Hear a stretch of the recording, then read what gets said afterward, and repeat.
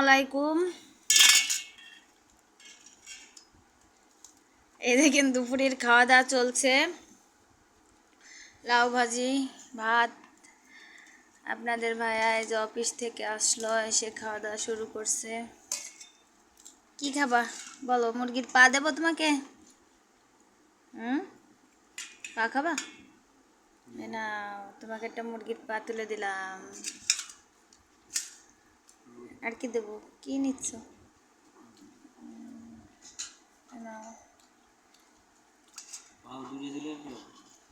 পা দুটো খাও, সমস্যা কি? খাবাই তো পা, তাই সেটা তো আর কিছু খাচ্ছ না। যাই হোক, আমাদের দুপুরের খাওয়া দাওয়া চলছে, আমরা এখন খাওয়া দাওয়া করবো। আমাদের আজকের আয়োজনে এই ছিল মুরগির মাংস আর লাউ ভাজি।